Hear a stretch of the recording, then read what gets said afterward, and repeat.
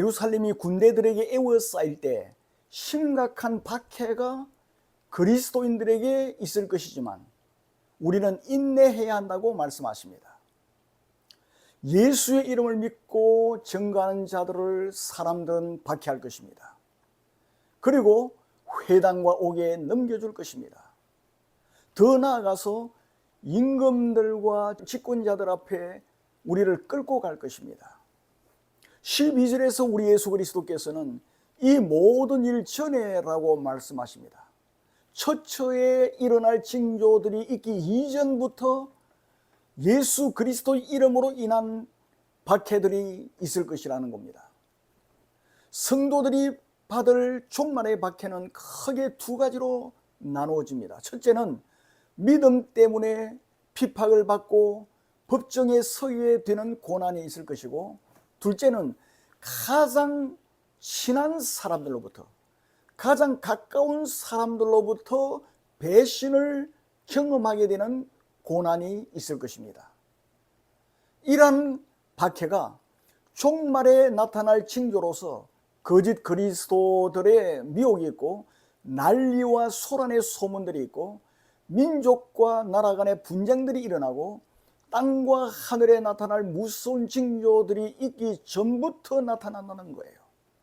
그 지금 서서히 많은 박해들이 우리 그리스도인들에게 일어나고 있지 않습니까? 그때 그리스도인들은 예수 그리스도 이름으로 모든 사람들에게 미움을 받을 것이라는 거예요. 성도들이 박해를 받게 되는 원인이 뭡니까? 예수님 이름 때문에 박해를 받게 되는 것입니다. 그래서 우리 예수님께서는 내 이름으로 말미암아라고 하십니다. 17절에서도 내 이름으로라고 하십니다. 마가도 동일하게 두 번을 기록하고 있어요. 그러니까 예수 그리스도의 이름으로 박해를 당하는 그것이 매우 중요한 것이라는 겁니다. 우리는 종말에 우리의 잘못으로 박해를 받아서는 안 됩니다. 종말에 성도들이 사회적으로 불의를 저지르거나 세속적 이권을 탐하여 고난받아서는 안 된다는 예수님의 당부의 말씀입니다. 우리는 생명의 복음, 그리스도의 죽으심과 부활을 증거한다는 이유로 갖가지 핍박에 직면하게 될 것이라는 겁니다. 예수의 이름으로 당하는 핍박은 하나님의 일을 회방하는 사탄의 활동임을 우리는 알아야 합니다. 초대교회 때에도 사도들은 그리스도의 이름을 증거한다는 단 하나의 이유 때문에 심각한 고난을 받았습니다. 사도들은 세계와 천사들과 사람들에게 구경거리가 되었습니다. 그 박해받는 것을 사람들이 구경을 하고 비웃고 입을 삐죽거리고 그러한 구경거리가 되었다는 겁니다. 그뿐만 아니라 사도들은 이 세상의 쓰레기처럼 되었습니다. 이제까지 만민의 찌꺼기처럼 간주되었습니다. 이러한 핍박이 종말 때에 우리들에게도 임하게 될 것이라는 겁니다. 핍박자들은 우리들에게 손을 댈 것이라고 12절에서 말씀하십니다. 이 손을 떼다는 말은 죄수를 끌고 가기 위해서 체포할 때 쓰는 용어입니다. 이 말은 특히 예수 그리스도께서 잡히실 때 사용되었던 용어입니다. 그리고 손을 대다라는 이 말은 복수로 쓰였습니다. 그러므로 우리는 개개인들로부터 박해를 받을 뿐만 아니라 다수의 집단적인 세력에 의해서도 박해를 받을 것입니다. 그리고 이 손을 대다라고 하는 이 말은 말로서만 핍박하는 것이 아닙니다. 이 말은 물리적인 힘이나 정치 권력과 종교적인 권위까지 동원을 해서 핍박한다는 의미입니다. 핍박자들은 성도들을 회당과 옥에 넘겨줄 것이라고 12절에서 말씀하십니다. 이 표현은 특히 종교기관을 통해 오는 핍박을 말합니다. 성도들을 향한 박해와 핍박은 다양하게 가해지는데 가장 친한 사람들로부터 핍박을 당하게 되고, 그뿐만 아니라 정치 세력들로부터 핍박을 당하게 되고, 또 특히 종교기관 등 여러 세력들이 그리스도인들을 비판하게 될 것이라는 겁니다. 박해하는 자들은 임금들과 집권자들 앞에 성도들을 끌고 갈 것입니다. 성도들은 정치적 총수 앞에 서게 되고 행정관료들에게 끌려가게 될 것입니다. 종말 때에는 성도들이 이처럼 정치적으로도 박해를 받게 될 것입니다. 지금 정치적인 박해의 징조가 점점 더 가까이 다가오는 것을 우리는 느낄 수가 있습니다.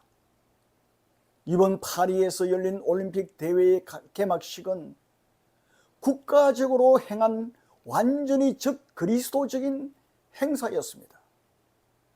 프랑스가 그러한 짓을 하는 것을 볼 때 여러분은 무엇을 느낍니까? 프랑스 국민들의 정서가 그처럼 개판이 되어 있다는 말입니다. 그렇기 때문에 그러한 악마적인 패러디가 가능한 것입니다. 과거에도 그랬고 지금도 정신을 차리지 못하고 있는 프랑스를 볼 수가 있습니다. 여러분, 프랑스와 유럽 좌파들이 늘 이야기하는 것이 무엇인 줄 아십니까? 그 사람들은 이런 것을 주장합니다. 성을 해방시켜야 억압이 없어진다는 거예요. 성을 억압했기 때문에 욕구 불만족이 생긴다는 것입니다. 억압당했던 사람들이 욕구 불만을 분출하기 위해서 나타난 것이 있는데 그것이 나치즘이라는 겁니다. 이런 궤변을 늘어놓습니다. 우리나라 좌파들이 그것이 좋은 줄 알고 그대로 배워서 우리나라에서 모든 방면에서 정책화시키고 있습니다.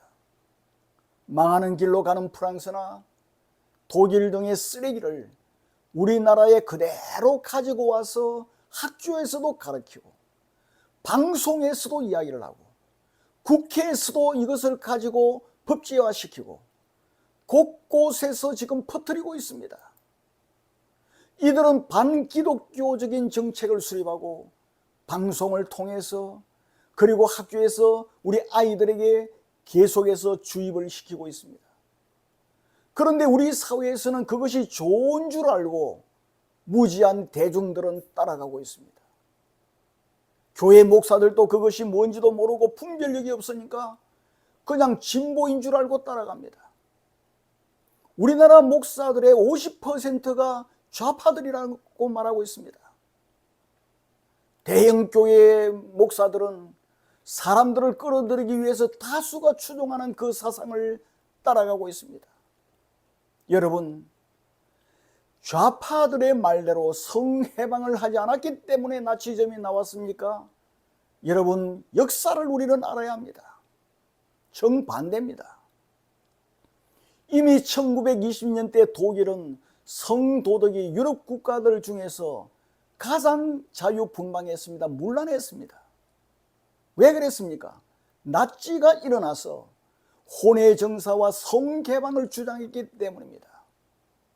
그럼 왜 히틀러가 성개방을 주장했습니까? 윤리관을 없애기 위해서입니다. 윤리관을 없애기 위해서 성해방을 주장한 거예요. 윤리관이 없어져야 전쟁을 할 때 마음 놓고 사람들을 죽일 수가 있고 특별히 유대인들을 마구 죽일 수가 있었기 때문입니다. 프랑스는 자유, 평등, 박애 이것을 외치면서 무엇을 주장한지 압니까? 성해방을 주장했습니다. 우리는 자유, 평등, 박애 이것이 좋은 줄 알고 프랑스 혁명이 대단하다 그렇게 배웠습니다. 그런데 그것이 성해방을 주장한 것이었습니다. 왜 그렇습니까? 성해방은 억압을 대항하는 수단이라고 생각했기 때문입니다. 그것을 주장한 거예요. 그래서 성해방은 억압을 대항하는 수단이라고 학교에서 애들에게 가르칩니다. 언론에서 세뇌를 시킵니다. 그것을 정치화하고 있습니다. 그 결과로 지금 프랑스에서 올림픽 때 그러한 일들이 벌어진 거예요. 그러나 성해방은 윤리를 해체시키기 위해서 과거 히틀러가 사용했다는 것을 여러분 꼭 기억하시기를 바랍니다. 그리고 사람들에게 이야기를 해주시기를 바랍니다. 윤리가 해체되면 아무런 죄책감을 느끼지 않습니다. 마음 놓고 상대방을 죽일 수 있습니다. 그야말로 그 사회는 생지옥이 되는 것입니다. 지금 프랑스를 비롯하여 서방 세계에서는 기독교 윤리를 배척하고 성해방을 주입을 시킵니다. 지금 미국을 비롯한 서방 세계에서 국가 고위 관리들을 동성 커플로 임명하고 있습니다. 미국 바이든 대통령은 교통부 장관으로 부티지지라고 하는 사람을 임명했습니다. 그 사람은 동성 부부입니다. 특히 프랑스와 미국과 서방 세계는 과거 히틀러가 했던 일들을 지금 복원을 시키고 있습니다. 지금 유럽이나 미국에서 일어나고 있는 현상은 어떤 것입니까? 자유평등 박애라고 하면서 기독교를 추방하고 있어요. 그런데 버크라고 하는 교수는 기독교야말로 문명사회의 기초라고 말하고 있습니다. 기독교가 문명사회의 기초라는 겁니다. 그리고 기독교야말로 모든 성과 모든 위안의 원천이 된다고 말합니다. 그렇기 때문에 이 기독교가 있어야만 문명사회의 기초와 질서가 잡힌다고 말합니다. 그런데 이 기독교를 배척하면 어떻게 되는 겁니까? 이번 올림픽에서 프랑스를 선진국이 되게 했던 기독교를 다 말살시킬 준비가 되어 있다고 선포한 겁니다. 우리나라 대법원에서도 동성 커플 합법화 판결을 지난 7월 18일에 내렸습니다. 유럽과 미국, 우리나라 등지에서 기독교를 추방한 자리에 쾌락주의가 자리를 잡아가고 있습니다. 특별히 유럽에서는 무슬림들이 자리를 잡아가고 있습니다. 미국도 그러합니다. 쾌락주의로 사회는 걷잡을 수 없이 무질서해질 것입니다. 그리고 그 무질서를 해결하기 위해서 무슬림이라고 하는 더욱 억압적인 체계가 들어오게 될 것입니다. 우리는 이러한 때에 정신을 바짝 차려야 합니다. 박해가 저 먼 산에 있는 것이 아니라 지금 우리 발 앞에 와 있습니다. 이러한 때 우리는 믿음과 인내로 모든 핍박을 이겨내야 합니다.